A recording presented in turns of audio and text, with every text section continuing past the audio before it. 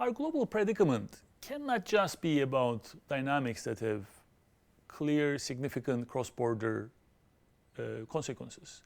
It also needs to be about things that we become aware of, things that we cannot not know and not react to.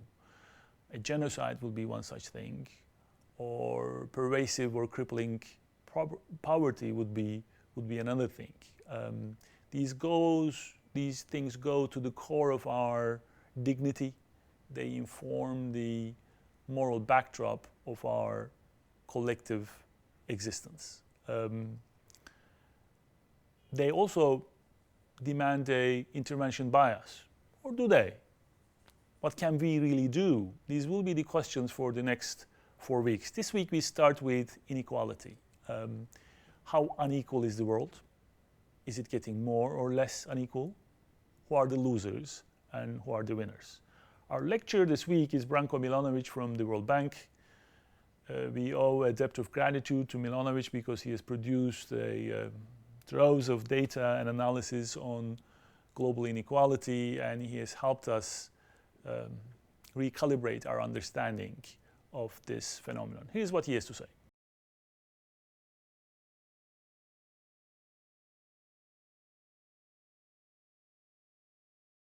First, it is useful when we move to the level of the world to define 3 types of inequalities.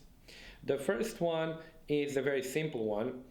It would be simply taking the average income or GDP per capita, just to make it simple, for each country in the world.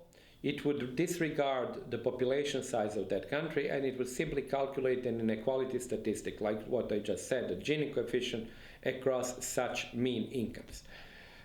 You can imagine it to be like some kind of the United Nations, where each country comes with only 1 vote, so each country is equally important, and each country comes with its GDP per capita. And then you calculate an inequality across such GDPs per capita. And it's a very interesting exercise. As you will see in a figure, it really shows you that since the decolonization, and then particularly in the period 1980 to 2000, such inequality has gone up significantly, and then it was only around the year 2000 that it started its decline.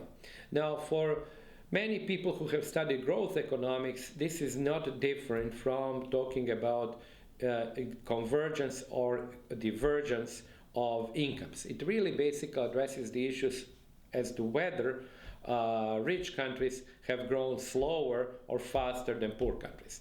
And if we have divergence of incomes, as we had between 1980 and 2000, that means that on average, rich countries have grown faster than the poor. Now, why was this the case? A simple explanation is that countries in Africa have had a very disastrous period between 1980 and 2000. Many of them actually had negative growth rate. Actually, more than 1/2 of African countries had negative growth rate. Then you had Latin America and Eastern Europe with 1 or even 2 lost decades. Latin America at the end of 2000 was back to where it was in 1980, and in Eastern Europe, many countries were actually below the level at which they reached in 1980. On the other hand, the rich countries had reasonably good period of growth, and they actually got ahead. Now, of course, there are other countries, and that's where we'll come now to concept 2, which also had very reasonable and actually excellent period of growth, for example, China and India. But as you know, in concept 1, they don't count any more than any small country in the world, so their influence there is limited. But that's why we have, for the international equality, something which is called the concept 2 inequality, where you calculate the same Gini statistic, but now you calculate it across GDPs of all the countries, but they enter with population weights. That would mean that countries with lots of people will actually influence that Gini coefficient, concept 2 Gini coefficient, much more than the influence Gini coefficient in concept 1. And as you can see on the slide, that concept 2 has really declined very strongly from basically the beginning of the globalization, or differently put, from the beginning of the Chinese reforms in a rural sector, the so-called household responsibility system in 1978. And as you can see, that has really driven concept 2, inequality, down. So China has been the, if you want to call it, a bulwark against rising inequality during these 20 years of globalization, from 1980 to 2000. After 2000, China continues this global equalizing role, but it's now joined by another Asian giant that also has very high growth rate and actually starts even from a much poorer position than is China now, and this is of course India. So essentially you have India and China that look like two sumo wrestlers who are essentially wrestling or fighting the increase in global poverty.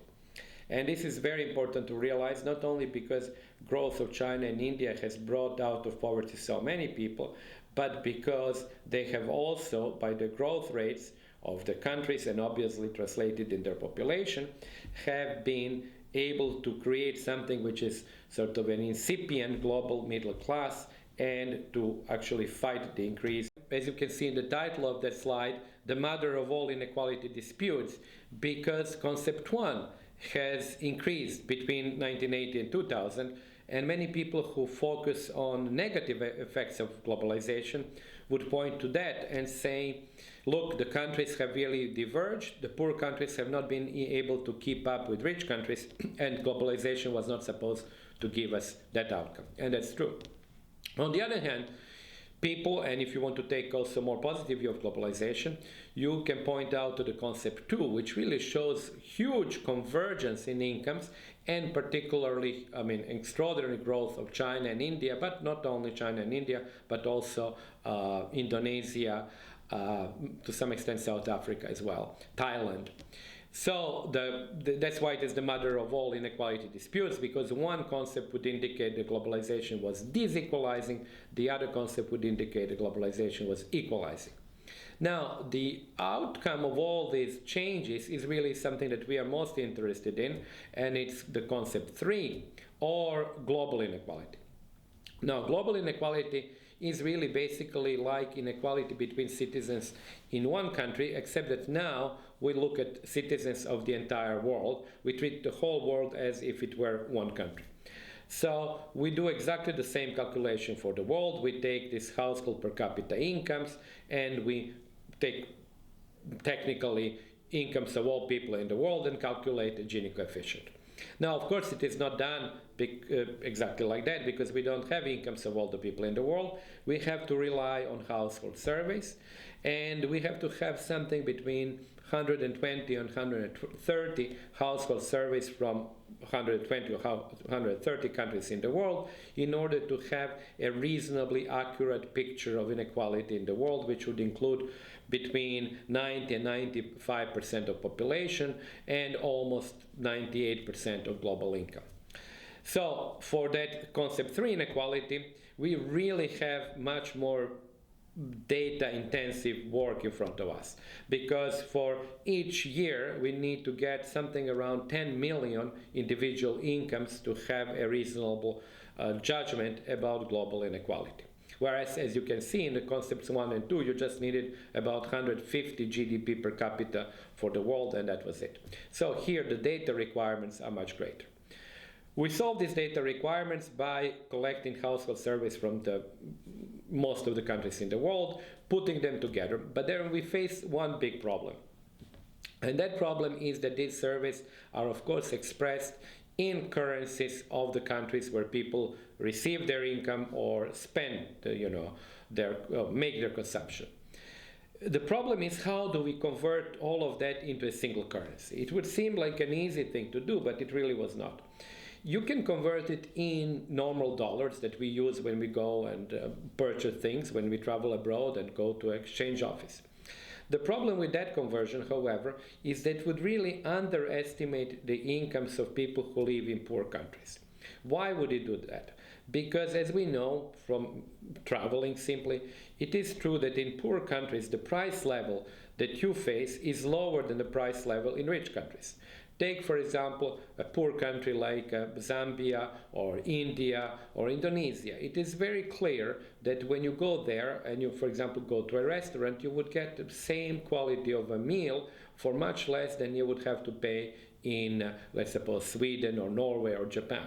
It's simply that rich countries are countries where labor in particular is very expensive. So many of the services and many of the products where labor is included, and labor is what is called the ultimate non-tradable, that these services and these products would be more expensive in rich countries. So we have to adjust for that, that if I have $10 in India, I'm in principle better off than having this $10 in the United States. Now, this is adjusted through yet a different exercise. It's a huge exercise, and I am simply a user of those results. It is called International Comparison Project. And that exercise measures price levels in all the countries in the world. So then we come with conclusions like, price level in China is, let's suppose, around 40% of the price level in the United States. Now, when we know that, that allows us to take Chinese incomes and to multiply them by the factor of 2, basically 100 divided by 40, 2.5, and boost incomes of all the Chinese in order to reflect the fact that they face lower prices than people in the United States. Now, this is done for every country in the world. That exercise is generally conducted once every 5 or sometimes even once every 10 years. It's an enormous exercise, the largest sort of empirical study at the global level ever conducted by economists.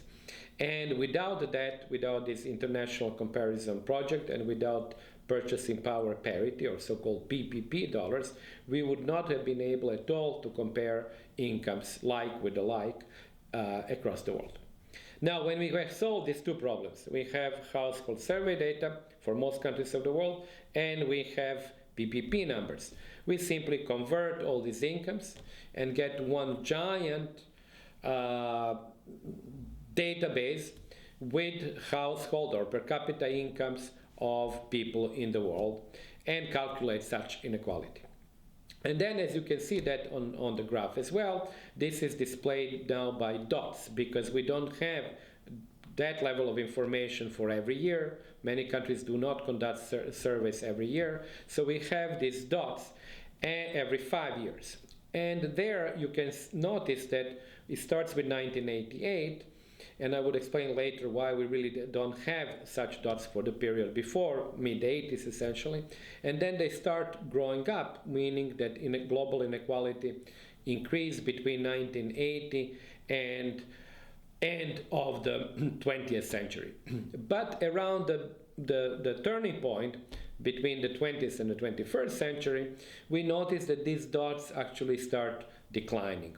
And we have some indication or intimation of a possible trend of declining inequality. So that's something which, in a historical perspective, is very important and it's crucial, and that's something to which we will actually have to return.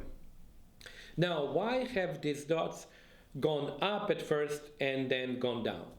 To understand the intuition behind that movement. Obviously, they have gone up and down because our calculations have revealed, based on these 10 million individuals' incomes, 10 million people who represent the world because their incomes are in household surveys, that was the reason why the dots have gone up and down. But in order to have an intuition for that movement, we have to break them down into the forces which are driving global inequality. And I think it is useful to break them down into essentially 3 forces. The first one is we ask the question, what has happened to within national inequalities in important or in majority of countries in the world?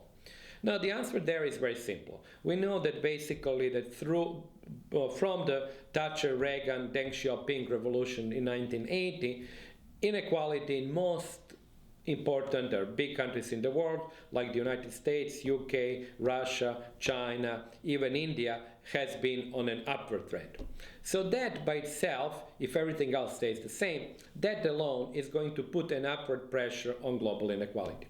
So that first element has actually pushed global inequality up. Then there was the second element of which I already spoke, and that was the concept one, divergence of incomes. Rich countries grew faster up to about 2000 than poor countries. Well, that also is going to push global inequality up, because divergence means that rich are getting better off relatively to the poor. Then you have the third element, and that also we spoke about, and that's the element of rising growth and rising incomes in China, in India, Indonesia, and so forth.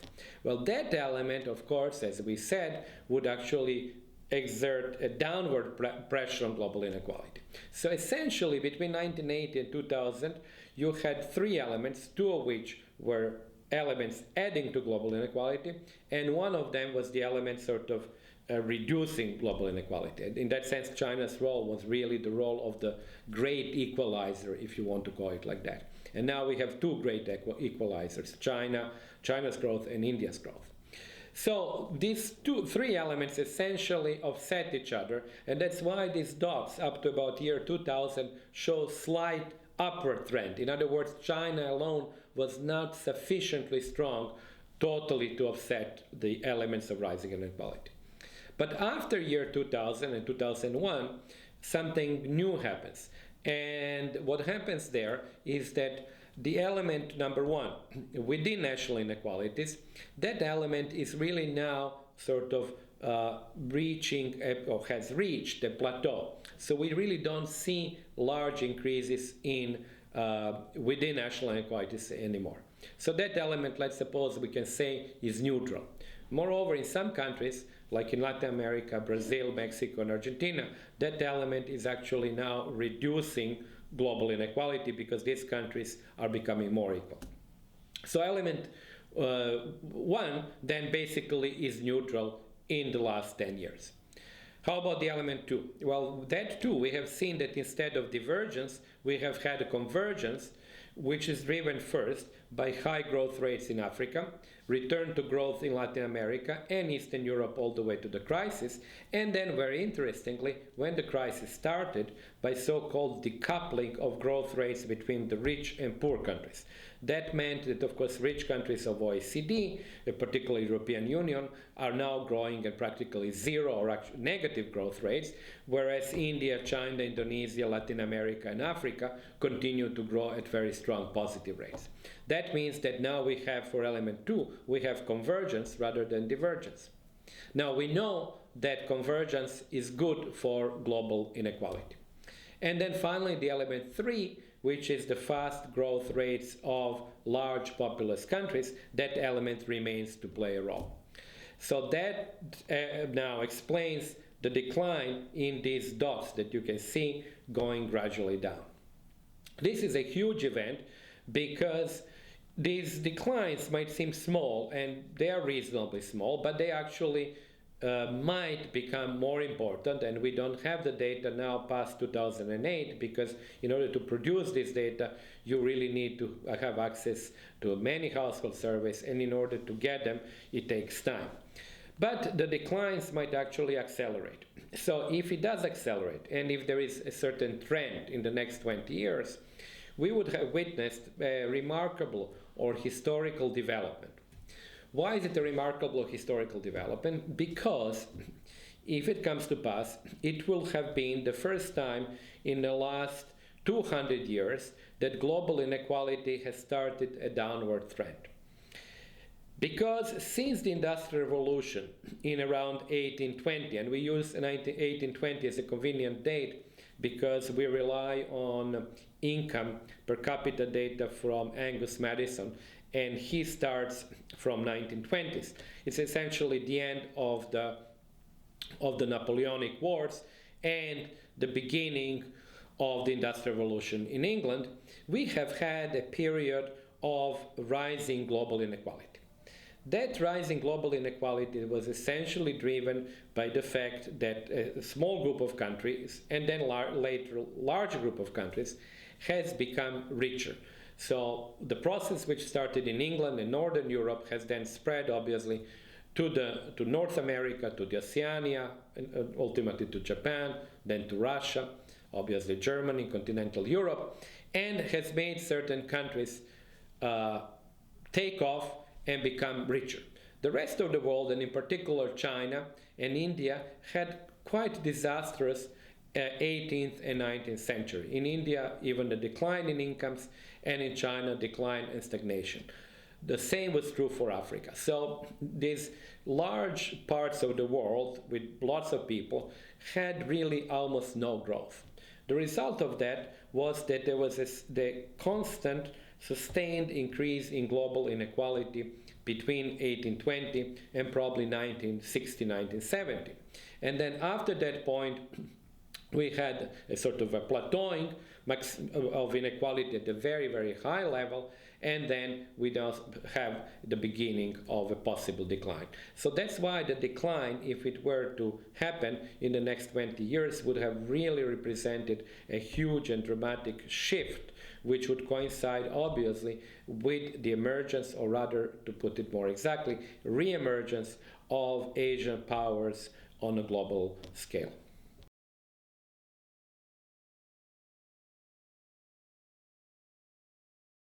But when we speak of these changes in global inequality, one thing which I didn't mention so far is something that you can see in the slide in front of you, which is how big is this global inequality? What is its number? I mean, how big is this Gini coefficient? It is enormous, because if you look at this number, the Gini coefficient now is about 70. Now, there is no country with a Gini coefficient that is that high. And even countries like Brazil, that you can see underneath the global inequality, have inequality which is significantly lower. Brazil has a Gini of 55, and as you can see on that slide, it is a country with a declining inequality, but still very high.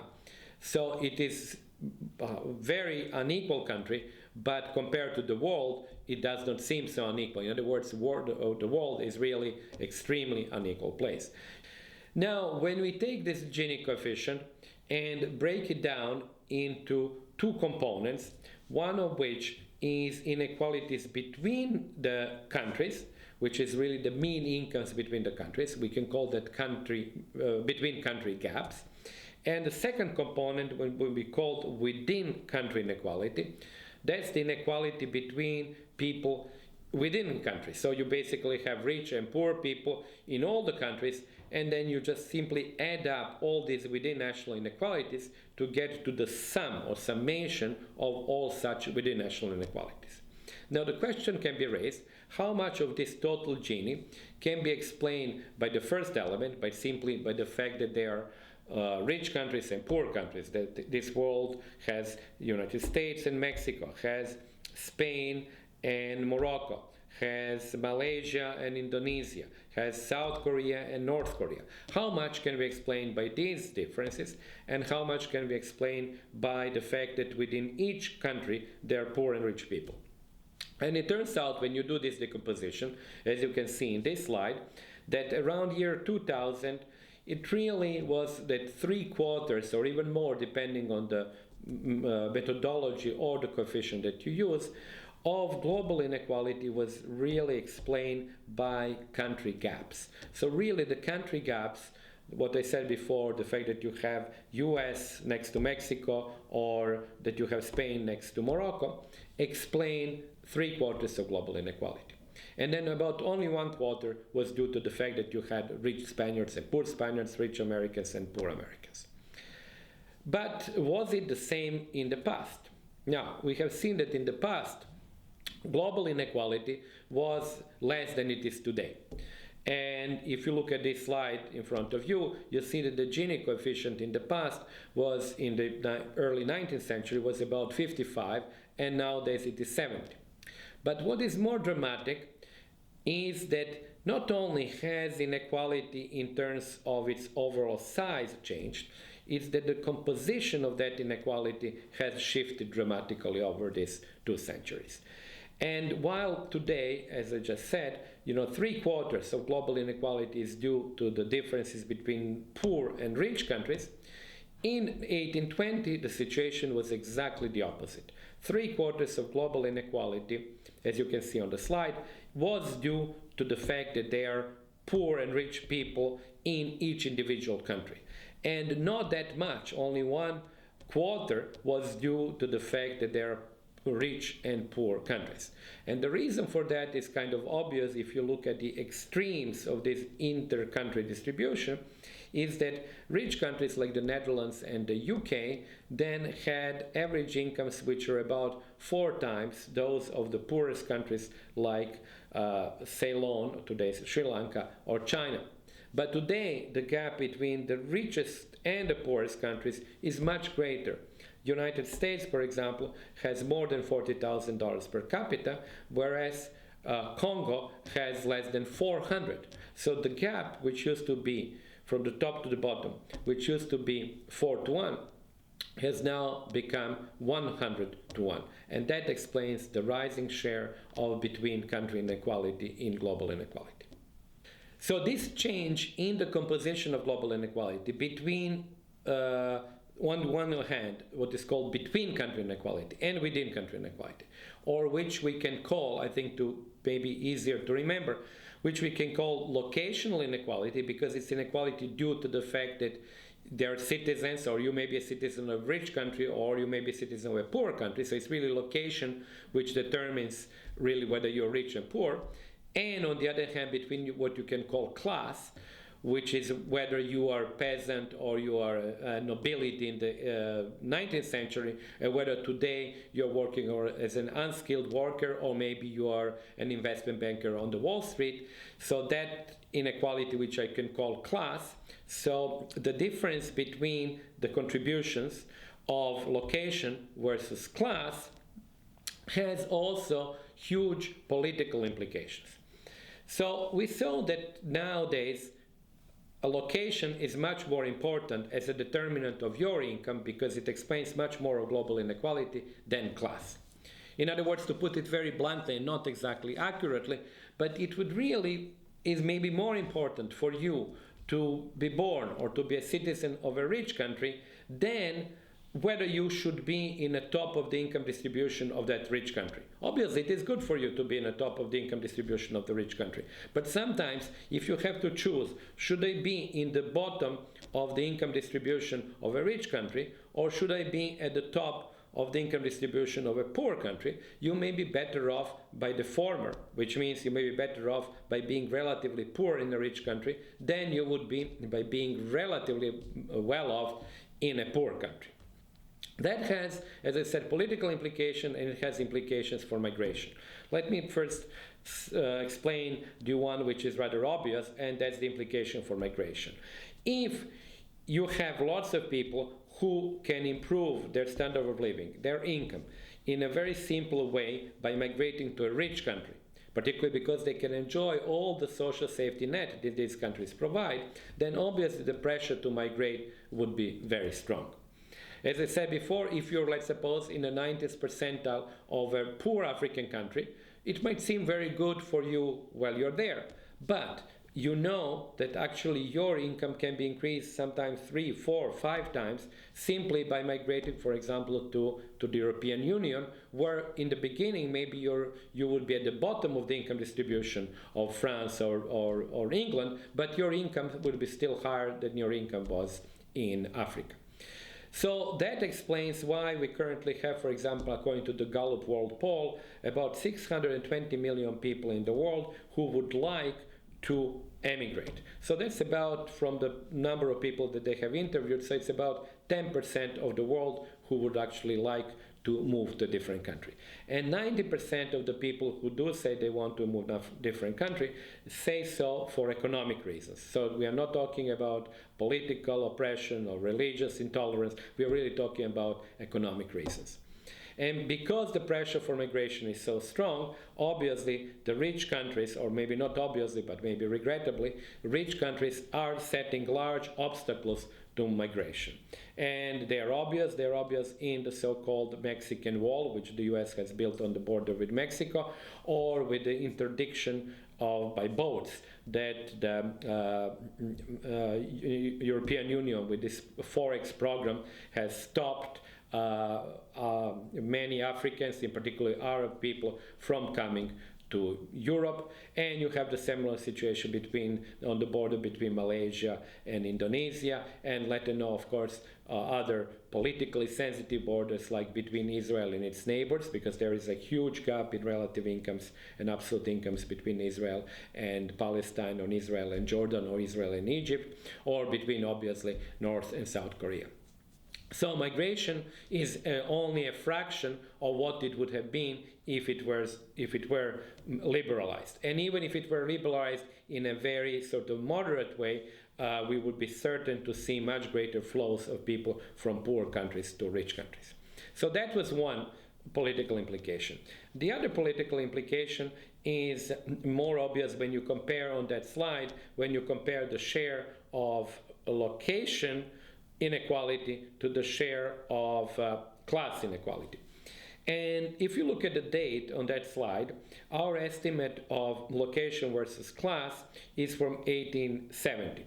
Well, that coincides by accident with a period where Marx wrote his Das Kapital, published in 1867. And if you had this image of the world, and obviously he didn't have empirical data that we have today, but it seems that it really coincided very well with what he implicitly had in mind, which was that proletarians, be peasants or workers, in all countries in the world had about more or less the same economic position. Now, if you have such a situation that you have poor people all at about the same subsistence level, and rich people being uniformly richer than them, whether they live in England or China or Russia, then you can of course speak of something which will be proletarian solidarity, because it is based on similarities of economic conditions, and it is based on this global contrast and global struggle between proletariat, who is uniformly poor, or as Marx and Engels said it, that they have no homeland because their homeland is the world, and people who are rich. But then fast forward to today, when we see exactly the opposite picture, with global inequality being mostly driven by gaps in country incomes. So there we really don't have proletariats or proletarians whose incomes are very similar. People who are at the bottom of the income scale in Zimbabwe or Zambia or Congo or Sudan or Mali are multiple times poorer than people who are at the bottom of income scale in England or France or Switzerland or Denmark.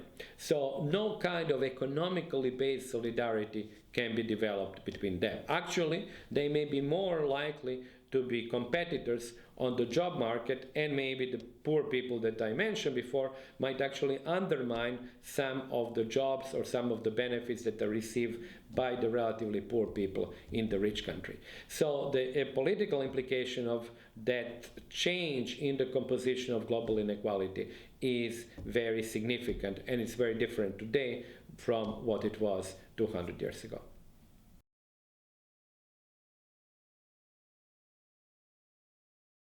We can also now wrap up a little bit what we have said about the trends in global inequality in the future, or rather our estimates, or to be quite honest, our total guesswork about these trends, with what that might imply for that division between class and location.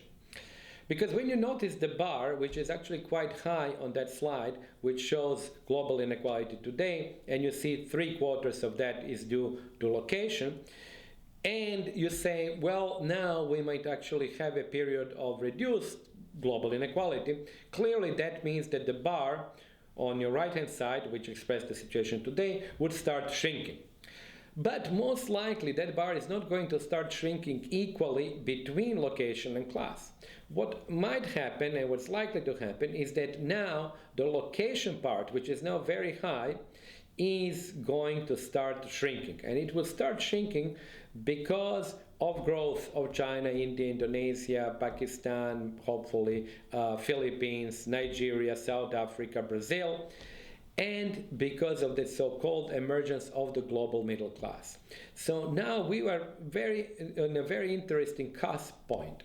On one hand, we are actually at the point where global inequality might be beginning its downward trend. But on the other hand, in terms of composition, we are also at the cusp where the share of the location or inter-country gaps might also begin to decline. So we might gradually start moving to a situation which maybe in 50 years would resemble the situation which existed in 1820. Now it is everybody's guess whether that would actually happen, whether it would come to pass or not. But if the current trends continue, we might have one very positive development, which would be the decline in global inequality. But we might have another politically important development, that migration, as I said, which is really huge force today, will remain so, but that would be somewhat moderated by large increases in inequalities, possibly within nations. So we might have a very sort of a complex development in the next 20 years, that there may be an emergence of a global middle class coming from relatively poorer countries, but on the other hand, there may be a hollowing out of the middle classes in the rich countries. And this is something which the new data which we have for the period of globalization between 1988 and 2008 show you in the slide that is in front of you.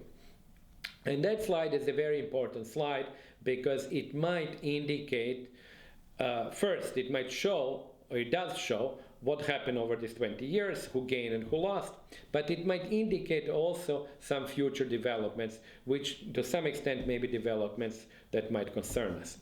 Now, that slide shows you on the horizontal axis position of different ventiles, which means 5% of people, from the poorest 5% to the richest 5%, and even for the richest 5% are divided into two groups, the richest 4% and the richest top 1%. And then on the vertical axis, it shows you their real income gain, calculated in these PPP dollars, between 1988 and 2008. So it is actually a very important and stunning graph, because as you can see, it shows you that real gains have increased, have been relatively modest for the bottom 5%, and then have steadily increased for each additional group of 5%. And then around the median, or just above the median, you have had very significant gains of almost 80% in real terms. And then you have a downward slide. It basically, when you come to the people who are about 80th percentile in the world distribution, you see almost no gains at all. And then, again, sort of in a dramatic shift, but this way upward, you see very large gains for the top 1% globally. Also 70 to 80%. So essentially what it tells you there were two groups of people who were really winners of the globalization. Who are they? First, people who are at the top, where you can see this large gain of 70 or 80% in real terms. And then people who are around the median, very large group of people around the median, maybe about 30% of all population. And this is essentially, as we would expect, these are lower and middle class people in emerging market economies, in particular China, rural China, and poorer people in urban China, and also obviously richer people in urban China, although they are actually above the global median, so they are huge beneficiaries. Their real incomes have increased, sometimes for some individual deciles of the income distribution, by 4.5 times over these 20 years. The average increase was over 3 times over that period. So they are really the winners of globalization. So if we were to really define them, we would actually define them as two groups: people who were very rich, who gained even more, and people who were in emerging market economies, who were obviously also towards the middle or towards the top of their national income distributions. They are really the big winners. Now, who is that group that actually gained almost nothing, around the 80th or 90th percentile of the world? And that group is a heterogeneous group composed, however, mostly of very poor people in rich countries whose incomes, as we know, particularly from the United States, but we know the same thing from Japan or Germany even, whose incomes have been stagnant in real terms for 10, in some cases 20 years, or in the United States even for 30 years. And then we have two other groups of people from Latin America and from Eastern Europe, the middle classes of those countries, that really have not seen much growth over the 20 years that we actually consider here. So essentially they were the losers of globalization. Now, what this graph, of course, raises as a key political issue is whether there was a causal link, or whether there would be a causal link in the future between the growth of middle classes and upper middle classes in emerging economies and the decline of likewise middle class in rich economies. Now, that middle class in rich economies is still richer than the middle classes in the emerging market economies. But the gap between the two of them is shrinking. And what we notice is that the gap is shrinking in a peculiar way, is that actually middle classes of the emerging market economies are getting richer and more numerous, and they're actually winning in the globalization. And the middle classes or lower middle classes of rich countries are actually having stagnant incomes, sometimes declining incomes, and their size is shrinking. A good example is the United States, where if you use a standard definition of the middle class, which is people around the median and 25% above and middle and below, you had 1/3 of the Americans in 1979 being part of such defined middle class. Well, that number has declined to 27% 30 years later. Moreover, the relative income of that group, which was about equal to the mean, has now only equal to about 3/4 of the US mean. Now, the outcome of that is that the middle class, defined equivalently in 1979 and today, used to represent something about 1/3 of the purchasing power of the US population. Nowadays, it represents only 1/5 of the purchasing power of the US population. Consequently, goods and services that are being produced will not be produced anymore so much for the middle class. They will be produced much more for the rich because they represent much more of purchasing power, and they will be, of course, produced for people who have declined in their position and they have joined relatively poor.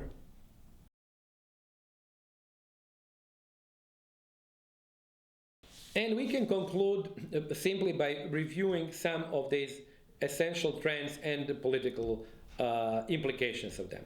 So if you really take a very long run view of development of nations and global inequality, because you should really not distinguish the two. Global inequality is driven essentially by two forces, not essentially, actually by definition by two forces. One of them, what happens to average growth rates of poor and rich countries over 200 years, for which we have now data thanks to Angus Madison, and of course more recently for the current period thanks to the work done under International Comparison Project.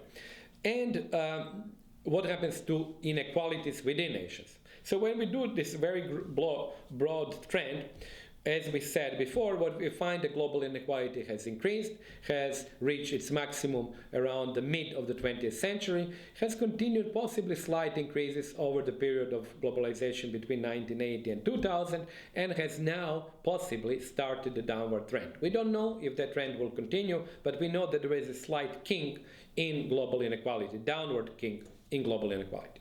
So that was number one.